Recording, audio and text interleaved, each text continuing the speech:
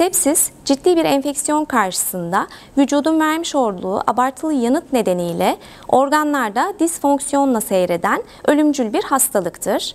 Her enfeksiyon sepsis midir? Hayır.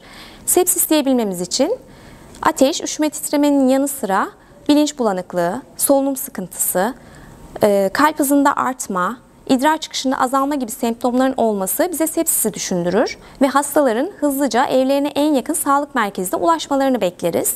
Sepsis her yaş grubundan insanı etkileyebilmekle beraber 1 yaş altı ve 50 yaş üstü daha ciddi bir risk altındadır. 50 yaş üstünde ek hastalıkların eşlik etmesi özellikle riski arttırmaktadır. 50 yaş üzerinde özellikle şeker hastalığı olanlarda, alkoliklerde, HIV gibi immün sistemin baskılandığı hastalığı olanlarda çok daha fazla karşımıza çıkmaktadır. Dünya Sağlık Örgütü'nün verilerine göre her 2-3 saniyede bir insan sepsis nedeniyle hayatını kaybetmektedir.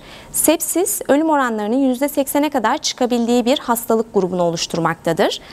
Hastanelere hızlı başvuru, hızlı tanı ve tedavinin başlaması bu ölüm oranlarını %20'ye kadar düşürebilmektedir.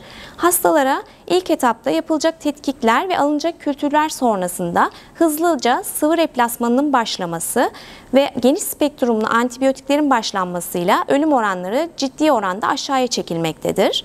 Sepsisi önlemenin en önemli yolu aşılanma ve temel hijyen kurallarına uyulmasıdır. Antibiyotik seçimlerinde akılcı ilaç kullanımının önemi burada da bir kere daha vurgulamak gerekmektedir. Geniş spektrumlu antibiyotikler doğru indikasyonla ve doğru noktalarda kullanılmalıdır. Yapılan çalışmalarda halkımızın sepsis konusunda yeteri kadar bilinç sahibi olmadığı ortaya çıkmıştır. Ciddiyetinin farkında olmadıkları bir hastalık için hızlı hastaneye başvuruların olmadığı, hastaların hastaneye başvurularında gecikmenin de hastalığın seyrini kötü yönde etkilediği görülmüştür.